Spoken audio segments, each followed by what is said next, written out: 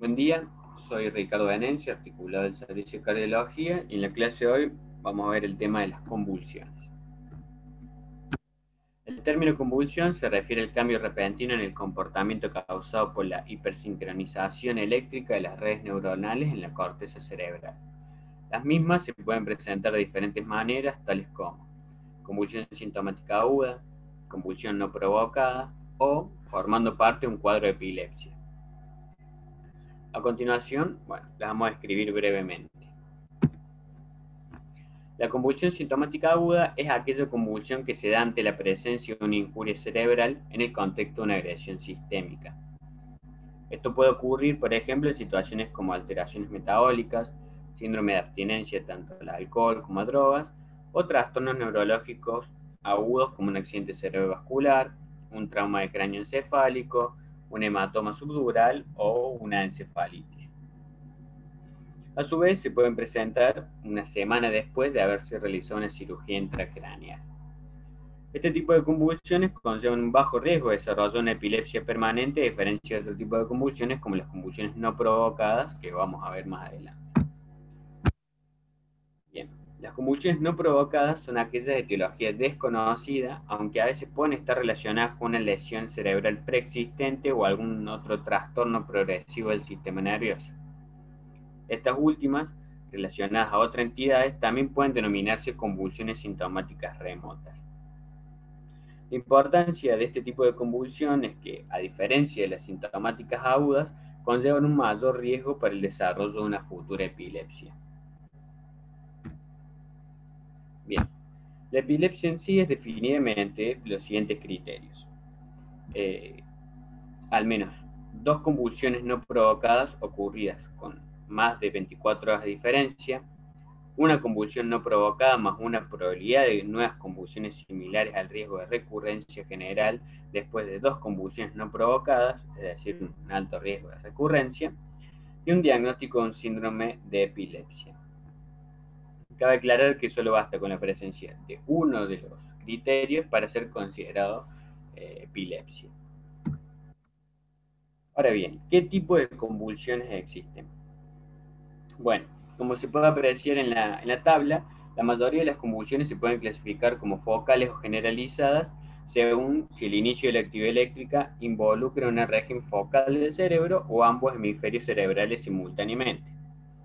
A su vez, las manifestaciones clínicas de las convulsiones variarán según la ubicación de la misma en el cerebro y la cantidad de corteza involucrada. Las convulsiones focales se clasifican además según si la conciencia se altera o no durante el evento. A continuación, vamos a describir brevemente los tipos de convulsiones. Bueno, la primera que vamos a ver son las convulsiones focales con conciencia intacta. Este tipo de convulsiones, previamente conocidas como convulsiones parciales simples, los síntomas van a variar entre cada paciente, pero en términos generales están íntimamente relacionados a la porción de la corteza que se afecta desde el comienzo de la convulsión. Por ejemplo, si la convulsión comienza en la corteza occipital, el paciente puede presentar la sensación de ver luces intermitentes, mientras que si dicha convulsión vulnera la corteza motora, el paciente se va a presentar con movimientos bruscos rítmicos en la cara, brazo o la pierna del lado del cuerpo opuesto a la corteza afectada. Por otra parte, una convulsión que comienza en la corteza parietal puede causar una distorsión de la percepción espacial, mientras que una convulsión que comienza en el lóbulo frontal dominante puede causar dificultades repentinas en el habla. Los síntomas que experimenta un paciente al comienzo de una convulsión son conocidos como advertencia o aura. Las auras son básicamente convulsiones focales que afectan suficientemente al cerebro como para causar síntomas, pero no lo suficiente como para alterar el estado de conciencia del mismo. Las auras que ocurren con mayor frecuencia en pacientes con epilepsia son las que se muestran en la siguiente tabla. Algunos pacientes pueden tener auras breves y sutiles que no se reconocen durante muchos meses antes de presentar una convulsión más prolongada o una que evoluciona hacia una convulsión tónico-clónica bilateral. Finalmente, una vez terminada la convulsión, Los pacientes pueden regresar inmediatamente a su línea de base previa al evento o pueden experimentar un periodo de función neurológica empeorada relacionada sobre todo con la ubicación de la convulsión en el cerebro. Por ejemplo, los pacientes con una convulsión motora simple que afecta el brazo izquierdo pueden tener una debilidad posictal que dura de minutos a horas, lo que se conoce como parálisis posictal de todo. En algunos casos, la debilidad posictal o la afasia son más prominentes que la fase ictal de la convulsión, lo que lleva a los médicos a considerar un ataque isquémico transitorio o un accidente cerebrovascular como un posible diagnóstico en el momento de la presentación del cuadro. Bueno, ahora vamos a describir brevemente las convulsiones focales, pero que sí cursan con deterioro de la conciencia, antes conocidas como convulsiones parciales complejas. Este tipo de convulsiones, como su nombre lo indica, se asocian con una alteración de la conciencia, ya sea al inicio de la convulsión o a medida que avanza la misma. Estas convulsiones son el tipo más común de convulsiones en adultos con epilepsia. Durante una convulsión focal con alteración de la conciencia típica, los pacientes parecen estar despiertos, pero realmente no están en contacto con otras personas en su entorno y no responden normalmente a las instrucciones o preguntas. Pueden adoptar dos conductas, ya sea mirar fijamente al espacio y permanecer inmóviles o adoptar comportamientos repetitivos, llamados automatismos. Por ejemplo, estos automatismos son, hacen muecas, gesticulan en el exceso, masticar, relamerse los labios, repetir palabras o frases. Y bueno, hay que tener en cuenta, sobre todo especial cuidado con nuestra conducta, ya que algunos pacientes pueden volverse hostiles o incluso agresivos si hay una restricción física hacia ellos. Una característica de este tipo de convulsiones es que duran alrededor de 2 a 3 minutos máximo y en un principio la conciencia puede estar conservada. Luego, bueno, claramente se altera. Esta fase se conoce como fase de conciencia conservada. Posteriormente, la sigue la fase poictal, la cual se caracteriza principalmente por la somnolencia, la confusión y una cefalea durante varias horas. Una vez finalizó el episodio convulsivo, generalmente los pacientes no recuerdan lo que ocurrió previo a convulsionar. Sin embargo, la mayoría sí logra recordar el aura. Y como vemos en la imagen, puede persistir algunos síntomas luego de la convulsión. Estos síntomas varían desde confusión a miedo, cefalea, sensación de soledad, depresión, dolor, debilidad, entre otros. Finalmente tenemos a las convulsiones generalizadas. Las convulsiones tónico-clónicas son el tipo más común de convulsiones generalizadas. Las mismas comienzan con una pérdida abrupta del conocimiento, pudiendo asociarse con un grito previo. En un primer momento, todos los músculos de los brazos y las piernas, así como el pecho y la espalda, se tornan rígidos, dando origen a la fase tónica. Y después de aproximadamente un minuto, los músculos comienzan a sacudirse y contraerse durante 1 o 2 minutos más. Esto inicia la fase clónica. Durante esta fase clónica, el paciente puede morderse accidentalmente la lengua y se puede objetivar un esputo espumoso y sanguinolento saliendo de la boca. La última fase es la fase posictal, que comienza una vez que terminan los movimientos espasmódicos mencionados.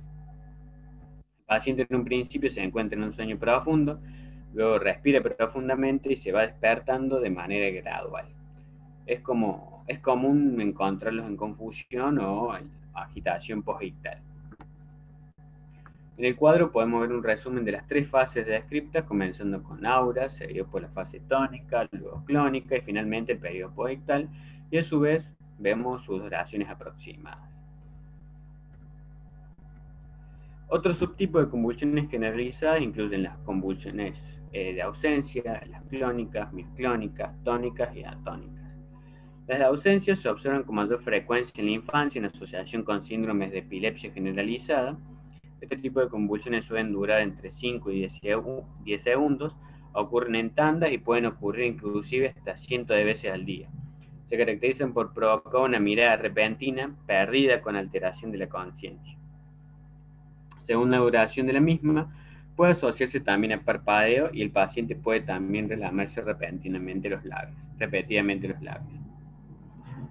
Por otra parte, las convulsiones clónicas son básicamente contracciones musculares espasmódicas rítmicas que suelen afectar sobre todo la región superior corporal desde la cara, cuello y los brazos. Las convulsiones mioclónicas son contracciones musculares breves y repentinas que pueden darse individualmente o episodios en tandas. Pueden comprometer cualquier músculo, pero los que más frecuentemente se ven afectados son los brazos. En estos pacientes la conciencia va a permanecer conservada. Las convulsiones tónicas causan rigidez muscular repentina y a menudo asociada con un deterioro de la conciencia más una caída al suelo. Y finalmente, las convulsiones atónicas, también conocidas como convulsiones por gotas, producen el efecto opuesto a las convulsiones tónicas. Es decir, existe una pérdida repentina del control de los músculos, particularmente las piernas, que resulta en un colapso al suelo y bueno, una posible lesión asociada. Bien. En un estado epiléptico convulsivo, ¿qué es lo que debemos hacer primero? Lo más importante es asegurar las constantes vitales, los signos vitales, por lo que es importante monitorizar las mismas, asegurar la vía aérea, administrar oxígeno, determinar la glucemia y tener una vía periférica accesible para las drogas. Bueno, la vía en realidad en el caso en el internado lo tenemos a mano, pero en el caso que el paciente esté llegando a la guardia, bueno, es importante que mientras se presenta el cuadro, ir haciéndole una. En el caso de una hipoglucemia, bueno, habrá que administrar dextrosa al 50% y, bueno, también 100 miligramos de tiamina en el caso que estemos ante una situación de alcoholismo. Posteriormente, hay que administrar un anticonvulsivante, en donde la recomendación de la mayoría de las guías de la práctica clínica es hacer uso de las benzodiazepinas, siendo el lorazepam o el diazepam intravenoso o los fármacos de primera línea. Posteriormente, bueno, hay que repasar la historia clínica del paciente y hacer una exploración física minuciosa del mismo. Hay que evaluar traumatismo, abuso de drogas, foco neurológico, antecedentes de episodios previos, signos de enfermedad sistémica. Y bueno, a su vez hay que realizar pruebas complementarias como un laboratorio completo, una neuroimagen, que bueno, sería la tomografía de cerebro, sobre todo en los pacientes que es su primer evento, el electroencefalograma y bueno, valorar si es necesario la realización de punción lumbar para obtener el líquido cefalorraquídeo. Bueno, a continuación les dejo algunos fármacos anticonvulsivantes que usamos para el manejo de estos cuadros. No hay que olvidar que las benzodiazepinas siempre van a ser la primera línea. Acá con bueno, sus respectivas dosis, la velocidad de administración, el tiempo aproximadamente, la duración y el efecto de las mismas. Acá les dejo, les recuadro sobre todo lo que es el lorazepam y el levetiracetam, que es lo que más utilizamos. Y bueno, acá también le agrego otros fármacos. Bien. En el 2015, el grupo de trabajo de la Liga Internacional contra la Epilepsia propuso una nueva definición del estado epiléptico y definió claramente tiempos de actuación en tiempo 1 y tiempo 2 en minutos. El 1 es cuando un estado epiléptico falla en los mecanismos de terminación de la crisis o los del inicio de la misma, provocando una duración excesiva. Por otra parte, el 2 es cuando se generan alteraciones estructurales que pueden causar incluso déficits irreversibles. Acá está la tabla en donde, bueno, donde se define el estado epiléptico en función del tiempo en donde tenemos al estado epiléptico convulsivo, al estado epiléptico focal con alteración del nivel de la conciencia, al estado epiléptico focal sin alteración del nivel de la conciencia o ausencias, al estado epiléptico refractario cuando bueno, el paciente no responde a pesar de haberse administrado 2 fármacos antiepilépticos, al estado epiléptico superrefractario que se da ante la presencia de un cuadro en que no responde tras 24 horas, y finalmente las crisis en acúmulo, cuando tenemos 3 o más crisis en 24 horas, o tenemos 2 o más crisis en 6 horas, o 2 o más crisis en 24 horas, con una recuperación entre las crisis, y sin prolongarse cada una de ellas el tiempo suficiente como para considerarse un estatus epiléptico. Bien. En todos los estudios publicados recientemente se concluye que la administración precoz de las benzodiazepinas es fundamental para la persona que sufre una crisis.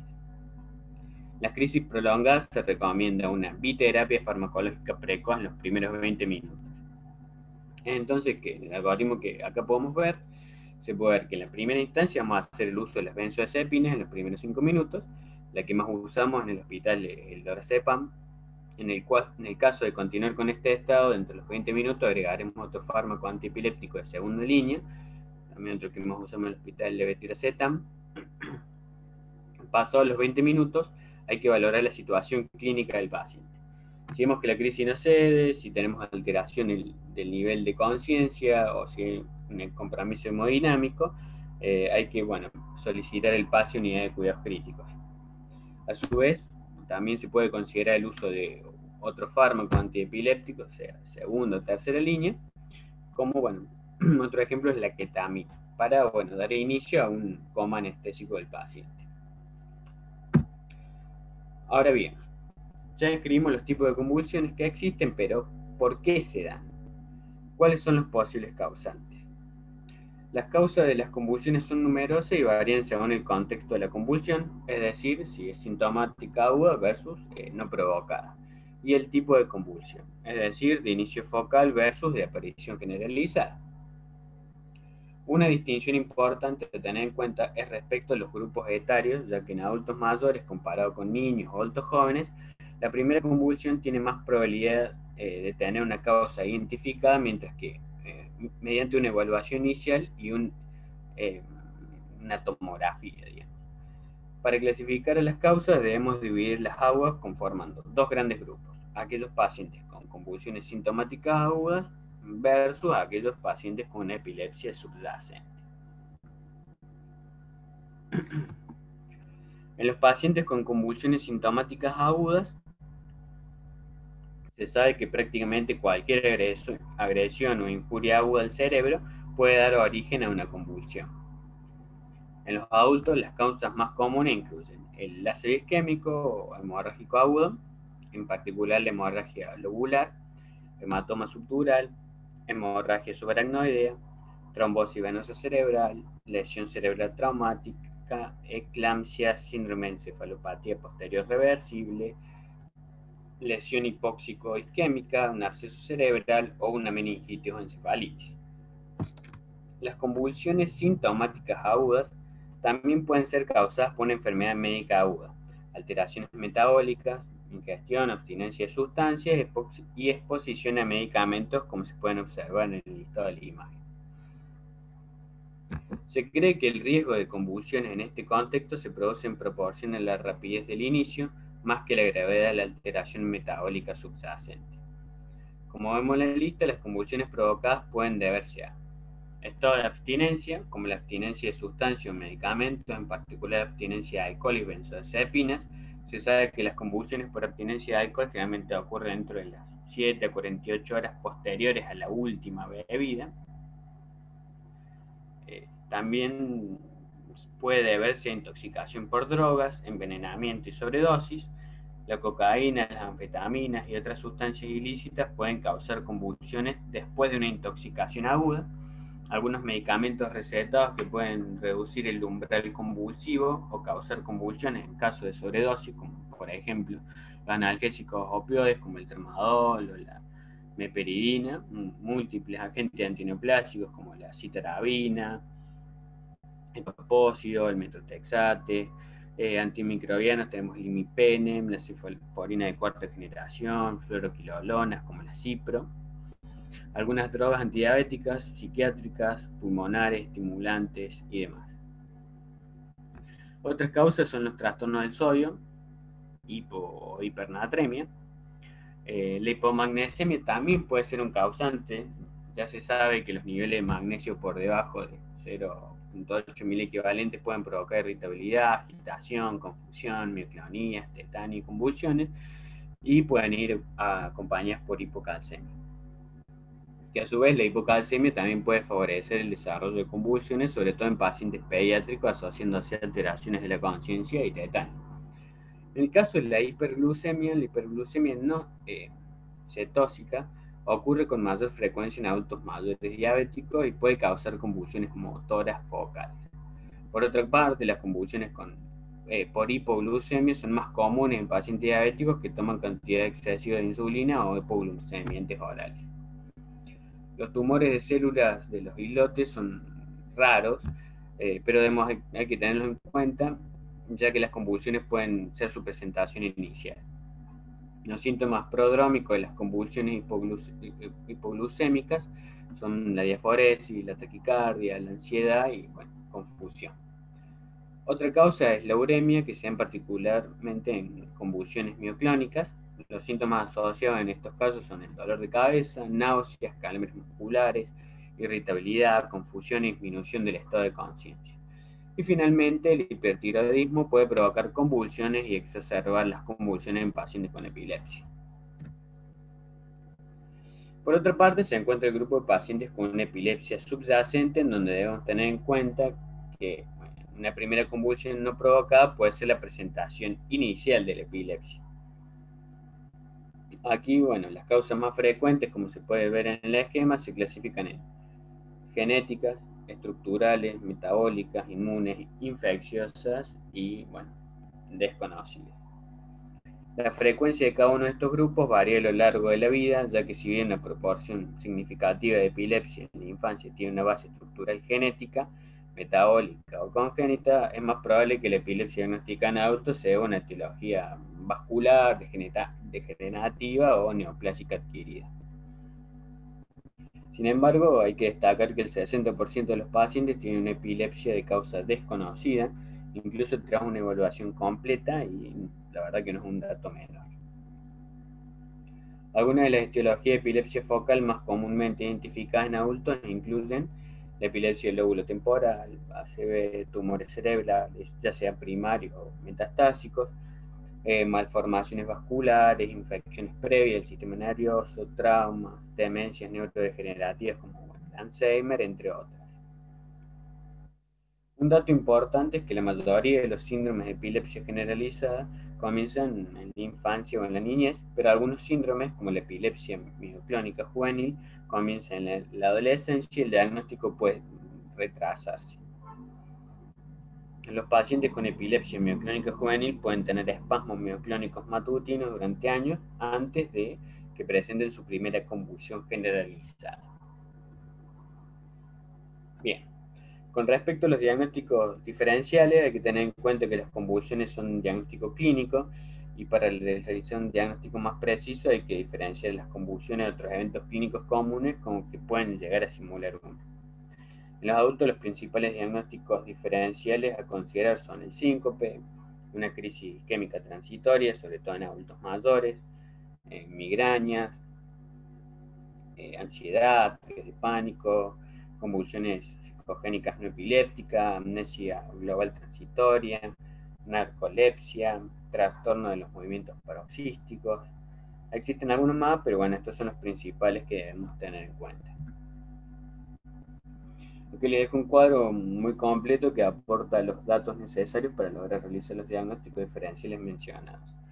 Espero que bueno, se pueda ver bien en el papel. Bien, respecto a la evaluación inicial del paciente, hay que tener en cuenta ciertos puntos cardinales tales como el historial médico, que incluye la descripción del evento, la descripción del periodo posictal, el desencadenante o gatillante de las convulsiones, eventos previos, medicamentos, sustancias ingeridas, historial médico pasado y la historia familiar. A su vez, el diagnóstico se basará en la examinación física con un exhaustivo examen neurológico, examen del laboratorio, electrocardiograma y demás. Luego se dispondrán de otras pruebas adicionales como punción lumbar, electroencefalograma, neuroimágenes, todo lo que venimos hablando previamente. Bien. La evaluación diagnóstica de una primera convulsión comienza con la anamnesis. Los objetivos del interrogatorio son básicamente caracterizar el evento como una convulsión y descartar diagnósticos alternativos. Determinar si han ocurrido eventos similares en el pasado, y bueno, que hayan pasado desapercibidos, y evaluar los factores de riesgo subyacentes de convulsión en el historial médico, antecedentes familiares y los medicamentos. Con respecto a la descripción del evento, puede ser difícil obtener una descripción precisa de la convulsión por parte del paciente, ya que por lo general no recuerdan muy bien el episodio. Por eso suele ser necesario hacer preguntas directas sobre las circunstancias que llevaron a la convulsión, los comportamientos ictales y el estado posictal. Los pacientes con convulsiones focales sin deterioro de la conciencia típicamente pueden proporcionar una descripción completa del evento, mientras que los pacientes con convulsiones focales con el deterioro de la conciencia o convulsiones generalizadas generalmente no pueden o solo pueden recordar las primeras etapas de la convulsión. La mayoría de las convulsiones, ya sea focal o generalizada, tienen un inicio clínico claro y abrupto y una progresión rápida de los síntomas en el transcurso de los segundos. El ritmo de progresión es más rápido que la hora de la migraña, por ejemplo, que aumenta con la intensidad en el transcurso de 5 a 10 minutos. La mayoría de las convulsiones terminan espontáneamente en 2-3 minutos. Los comportamientos ictales son útiles para la localización, así como para determinar si una convulsión fue focal o generalizada. Las convulsiones generalizadas se asocian con una alteración inmediata de la conciencia, mientras que las convulsiones focales son más variables. Para las convulsiones focales, algunos comportamientos tienen valor de localización o lateralización, por ejemplo, el giro de la cabeza o la desviación del ojo hacia la izquierda, sugiere el inicio en el lóbulo frontal derecho. Una alteración sensorial unilateral sugiere un inicio del lóbulo parietal contralateral y una disfasia prominente sugiere una afectación del hemisferio dominante. Bien. El periodo posictal, sea después del final de una convulsión, es básicamente un periodo de transición desde el estado ictal hasta el nivel de conciencia y función inicial previa a la convulsión, denominado periodo posictal. Las manifestaciones del periodo posictal suelen incluir la confusión y el estado de alerta suprimida. También pueden estar presentes déficits neurológicos focales, generalmente llamados parálisis de Todd o paresia posictal. El ejemplo clásico de paresia posictal es la debilidad de mano, brazo, pierna, que aparece después de una convulsión motora focal que afectó un lado del cuerpo. El grado de debilidad suele ser moderado, pero puede ser grave incluso.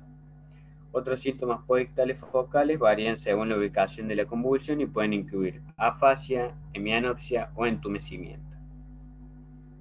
El estado posictal puede durar desde segundos hasta minutos u horas, dependiendo de los varios factores, entre ellos qué parte del cerebro se vio afectada por la convulsión, la duración de la convulsión, medicamentos recibidos, como las benzodiazepinas, y la edad. Por ejemplo, los adultos jóvenes con convulsiones focales de origen en el lóbulo frontal pueden tener estados posictales que duran solo segundos, mientras que los pacientes mayores con convulsiones generalizadas secundarias pueden tener confusión posictal y somnolencia. La confusión puede persistir durante incluso varios días o una semana, especialmente si existe una disfunción cerebral subyacente o una neoplasia. Aunque existe un rango amplio, la mayoría de los pacientes comienzan a recuperar la capacidad de respuesta y el estado de alerta dentro de los 10 o 20 minutos posterior a la convulsión generalizada y muestran una mejoría gradual y constante de los síntomas posictales a medida que pasa el tiempo. Los pacientes con síntomas posictales prolongados deben ser evaluados para detectar la actividad convulsiva subclínica con el electroencefalografía y someterse a una nueva imagen y punción lumbar según esté la clínica del paciente. En algunos casos, los síntomas posictales pueden ser la característica clínica de presentación, cuando la convulsión en sí es muy breve, sin presencia de testigos o se produce durante el sueño. Particularmente cuando el evento es una convulsión por primera vez, el síndrome clínico en estos casos puede ser indistinguible de un accidente cerebrovascular.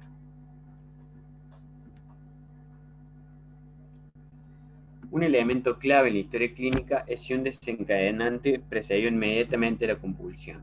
Algunos pacientes con epilepsia tienden a tener convulsiones en condiciones particulares y su primera convulsión puede proporcionar una pista sobre el llamado desencadenante de las convulsiones. Los desencadenantes incluyen emociones fuertes, ejercicio intenso, música fuerte y luces intermitentes.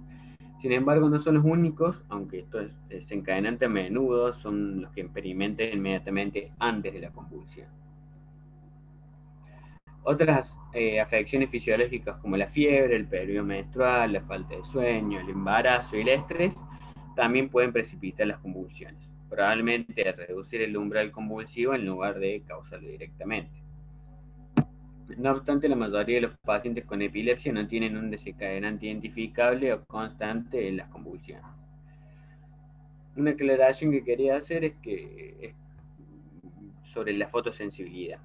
Es un desencadenante de convulsiones relativamente poco común, pero ocasionalmente recibe mayor atención en relación con programas de televisión, en los videojuegos particularmente, que emiten ciertas luces o imágenes que pueden ser los gatillantes.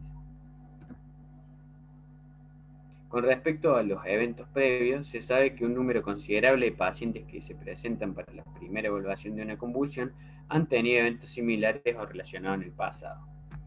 En algunos casos, los eventos anteriores son sutiles y solo pueden reconocerse cuando se les pregunta directamente a los pacientes. En particular, se debe preguntar a los adultos jóvenes si alguna vez han experimentado sacudidas repentinas en los brazos, piernas, poco después de despertarse en las mañanas, ya que pueden representar sacudidas mioclónicas epilépticas que se observan comúnmente en la epilepsia mioclónica juvenil u otros síndromes de epilepsia generalizada. Otros ejemplos quizá más sutiles pueden ser alucinaciones olfativas o gustativas, como manifiestan en la epilepsia del lóbulo temporal, episodios breves de miedo, pánico, ansiedad, como se ve en la epilepsia del lóbulo temporal frontal, y alucinaciones visuales, como se ven en las convulsiones de inicio occipital. Por otra parte, como ya mencionamos anteriormente, tenemos que considerar aquellos medicamentos, sustancias que el paciente ha ingerido en el último tiempo, ya que hay varios medicamentos recetados o de venta libre que se han asociado a las convulsiones iatrogénicas. Estos efectos suelen darse por lo general ante dosis supraterapéuticas en combinación con otras drogas que interfieren en el metabolismo o en el contexto, por ejemplo, de una disfunción hepática o renal que tenga el paciente de base.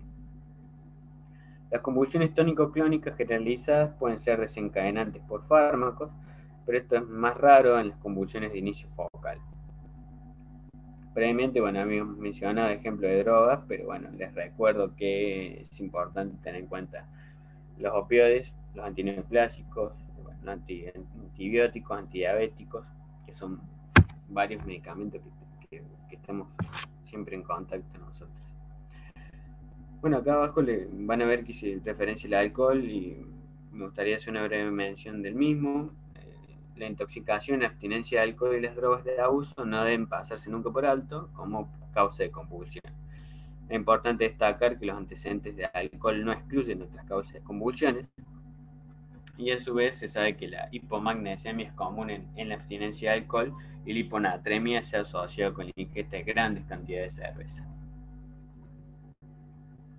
Algunos factores de riesgo de convulsiones epilépticas que deben abordarse al indagar acerca de los antecedentes personales patológicos son el traumatismo cráneoencefálico, el desarrollo neurológico temprano normal o discapacidad intelectual, el accidente cerebrovascular, enfermedad de Alzheimer, antecedente de infección intracraneal, abuso de alcohol o drogas, inmunosupresión, antecedente de cáncer, trastornos reumatológicos como el lupus, trastornos hematológicos como la anemia de las células falciformes, la porfiria, bueno, síndrome antifosfolipídico. Y una breve mención con respecto a la historia familiar. Se conoce que una historia familiar positiva de convulsiones es un factor de riesgo de epilepsia, sobre todo si las crisis de ausencia y las convulsiones mioclónicas, ya que son las que más probabilidades tienen de heredarse. Puede pasar que un miembro de la familia no tenga convulsiones, pero bueno, tiene un electroencefalograma normal. Bueno, luego de la anamnesis, bueno, es importante hacer un examen físico completo y adecuado, pero bueno, ¿a qué se debe esto? La exploración física por lo general es poco reveladora en pacientes con convulsiones epilépticas, salvo que se encuentren en una crisis, pero es importante cuando la infección o hemorragia del sistema nervioso central son posibilidades diagnósticas. Además, se debe realizar un examen dirigido a identificar cualquier trauma relacionado con la convulsión. El examen neurológico hay que evaluar las anomalías de lateralización, como bueno, debilidad, hiperreflexión, síndrome de Babinski, positivo, que pueden indicar una lesión cerebral estructural contralateral. Una mordedura de lengua, una laceración, pueden ser evidentes en un paciente que tiene una convulsión tónico-clónica generalizada. Las mismas tienden a ocurrir al costado de la lengua y esto es útil ya que si la lesión se encuentra en la punta de la lengua, sabemos que es más probable que se deba a algún traumatismo no relacionado a la convulsión. No es un signo muy sensible para el diagnóstico de convulsiones, pero sí nos tiene que hacer sospechar. Con respecto a los estudios de laboratorio, debemos solicitar siempre un hemograma completo, nunca hay que olvidar de la glucosa rápida ante un cuadro convulsivo.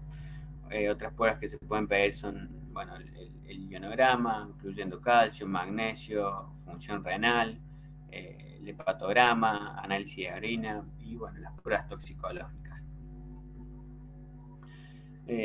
Sin embargo, hay que tener en cuenta que la probabilidad de encontrar una anomalía en el laboratorio en estos pacientes es bastante baja. Nunca hay que olvidar solicitar la prueba de embarazo en las mujeres en edad fértil, ya que el embarazo puede afectar a las decisiones sobre las pruebas o los tratamientos. Con respecto al lactato sérico, este puede ser útil en pacientes con pérdida transitoria de la conciencia no presenciada o alteración de la conciencia, ya que un nivel elevado de lactato dentro de las 2 primeras horas después del inicio de un evento sugiere una causa fue una convulsión generalizada en lugar de un síncope o una convulsión psicogénica no epiléptica. Hay que hacer siempre un electrocardiograma en todos los pacientes con pérdida de conocimiento, ya que el síncope cardiogénico puede manifestarse como una convulsión hipóxica secundaria. El objetivo del electro es identificar características que puedan sugerir una arritmia cardíaca con causa de síncope. Un ejemplo, son los síndromes de QT largo, tanto adquiridos como congénitos. No hay que olvidar que un intervalo QT prolongado puede ser un indicio temprano importante de una intoxicación grave por fármaco, sobre todo los antidepresivos tricíclicos. Otras pruebas adicionales que se pueden realizar eventualmente, aunque no como primer gesto diagnóstico, son la punción lumbar, el electroencefalograma y la neuroimagen. La punción lumbar debe hacerse únicamente si la presentación clínica nos abre sospecha acerca de una posible etiología infecciosa aguda que afecte el sistema nervioso central. De no ser así, la verdad que no tiene tanta utilidad realizarla, ya que una convulsión prolongada en sí misma puede producir una pleurocitosis leve y transitoria del líquido cefalorraquídeo. Y como en todos los casos, siempre tener en cuenta que la punción solo debe hacerse una vez descartada la presencia de una lesión cerebral ocupante de espacio que pueda estar generando un estado de un síndrome, de hipertensión endocraniana. Para eso, primero hay que valerlo de los métodos de neuroimágenes. Las neuroimágenes son esenciales en todos los adultos con un primer episodio de convulsión, ya que nos permite ver la presencia o ausencia de alguna anomalía cerebral estructural responsable de la convulsión. Se prefiere realizar una reso en vez de un TAC porque tiene más sensibilidad, pero la TAC sigue siendo de mucha utilidad, sobre todo si pasa algo durante alguna guardia, es bastante rápido el método. Siempre hay que tener en cuenta algunas entidades que nos contraindicarán la realización de dicha neuroimagen, como la presencia de un marcapaso en el caso de la reso, o si el paciente tiene una claustrofobia. Y con respecto a lo que es el electroencefalograma, hay un estudio clave para evaluar la evaluación diagnóstica de la crisis epiléptica. De ser normal, el electroencefalograma interictal de rutina puede ayudar a respaldar el diagnóstico de convulsiones epilépticas y también puede sugerir si un paciente tiene convulsiones generalizadas focales. El momento del electroencefalograma debe individualizarse. O sea, hay que hacer un electroencefalograma urgente para evaluar la actividad convulsiva no convulsiva subclínica en pacientes que no regresan a los valores iniciales entre los 30 a 60 minutos posteriores a una convulsión generalizada, y en aquellos con un estado mental creciente y menguante o déficit focales prolongados sin una explicación de la causa estructural en la imagen, en la neuroimagen. El uso de medidas de privación de sueño y provocación durante la prueba, como la hiperventilación y la estimulación fótica intermitente, aumenta el rendimiento. Sin embargo, un electroencefalograma normal no descarta la epilepsia y muchas anomalías en el electroencefalograma son inespecíficas. Bueno, hablando unos minutos más sobre el abordaje y el manejo de estos pacientes, sumando más lo que habíamos hablado previamente, la mayoría de las convulsiones remiten espontáneamente en 2 minutos y no se requiere de administración de benzodiazepinas o medicamentos anticonvulsivantes. No obstante, en pacientes que se presentan en forma aguda con convulsiones prolongadas o recurrentes hay que asegurar algún acceso intravenoso para administrar los medicamentos parenterales. Los pacientes con convulsiones sintomáticas agudas, cualquier alteración metabólica subyacente o etiología infecciosa hay que identificarla y tratarla de manera inmediata, por ejemplo, como habíamos hablado antes, la hipoglucemia, la tiamina y la dextrosa. Ahora bien, ¿cuándo debemos comenzar con la terapia con medicamentos anticonvulsivos?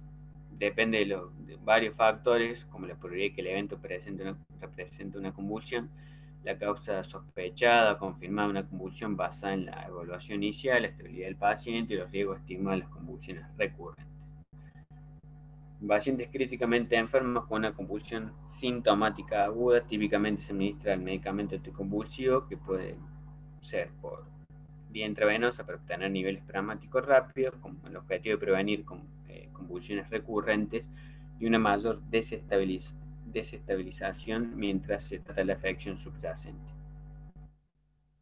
Los fármacos de uso común ya los mencioné previamente, el levetiracetam, que es el que más usamos, tenemos la fenitoína, ácido valproico, son todos de segunda línea. De manera similar, los pacientes con convulsiones provocadas por trastornos metabólicos generalmente no se encuentran en riesgo de epilepsia en el futuro, pero pueden estar en riesgo de recurrencia de las convulsiones en el contexto agudo si la alteración subyacente es grave o se prolonga. Este escenario clínico justifica la terapia con medicamentos anticonvulsivantes a corto plazo. Bien, un importante mensaje que hay que destacar, o que mismo destacan las guías, es que bueno, lo que es el departamento de emergencia, la decisión de iniciar los medicamentos anticonvulsivantes, estaría bueno hacerlo en conjunto con el servicio de neurología, llegar a hacer, digamos, la interconsulta. Otro punto importante a tener en cuenta son las indicaciones de hospitalización. ¿Cuándo vamos a ingresar un paciente? Es posible que requiera hospitalización los pacientes que tienen una primera convulsión asociada con un stop posictal prolongado, una recuperación incompleta o una lesión grave relacionada con las convulsiones. Otras indicaciones de ingresar a los pacientes incluyen el estado epiléptico, la presencia de una enfermedad o lesión neurológica o sistémica que requiere evaluación, tratamiento adicional o preguntas sobre el cumplimiento. Por el contrario, bueno, en términos generales, la mayoría de los pacientes con una primera convulsión no provocada que han vuelto a su situación inicial clínica y tienen estudios iniciales normales, bueno, pueden ser dados de alta por el servicio y, bueno, seguir un seguimiento por ambulatorio o estrecho, obviamente. Sin embargo, bueno, las decisiones hay que individualizarlas, hay que tener en cuenta los factores adicionales, ver el seguimiento que va a hacer el paciente, si puede hacer las pruebas ambulatorias, todo esto va a tener en cuenta con el alta. Ahora bien, ¿cuándo derivamos a un paciente? La mayoría de los pacientes con una convulsión por primera vez deben ser evaluados por un neurólogo, a menos que la convulsión haya sido provocada de forma obvia y los estudios iniciales no sean de interés por lo demás. Esto es importante ya que se ha demostrado que hasta un 50% de los pacientes remitidos a clínicas tras la primera convulsión han tenido episodios clínicos previos o hallazgos en el electroencefalograma acordes con un diagnóstico de epilepsia. De allí la importancia de realizar la derivación con el neurólogo. Algo sumamente importante es la educación del paciente y su entorno o la familia. Esto se ve que los pacientes recién diagnosticados con convulsiones y epilepsias pueden sufrir una serie de pérdidas, incluir la pérdida de independencia, empleo, seguro, la capacidad de conducir, incluso bueno, la autoestima. A medida que se formule el plan de tratamiento, estos problemas psicosociales deben explorarse con los pacientes para que puedan iniciar las derivaciones adecuadas para, bueno, que obtengan asesoramientos o ayuda adicionales. Algunas precauciones que podemos recomendar es que los pacientes con una primera convulsión deben hacer lo posible por conocer o identificar los factores desencadenantes de sus convulsiones. Por ejemplo, falta de sueño, alcohol, algunos medicamentos, infecciones, enfermedades sistémicas. Hay que advertir a los pacientes que eviten actividades sin supervisión que puedan presentar un riesgo, como pérdida repentina del conocimiento, bañarse, nadar solos, trabajar en las alturas, manejar maquinarias pesadas. La pérdida repentina del conocimiento, la pérdida repentina del conocimiento en lugares como, por ejemplo, en la bañera, que es el sitio más común donde algunos pacientes se han ahogado por convulsiones, y hay que indicar a los pacientes con epilepsia que se duchen en otro tipo de baños. Bien, les dejo una frase de Cindy Platt-Hallon, que me gustó mucho porque refleja un poco lo que estos pacientes sienten. Como siempre hay que hacer todo lo que esté a nuestro alcance para el bienestar de ellos. Acá les dejo la bibliografía que usé para armar la clase. Y bueno, acá se acaba la clase, espero que les haya gustado. Cualquier duda, lo que sea, me pueden preguntar. Gracias.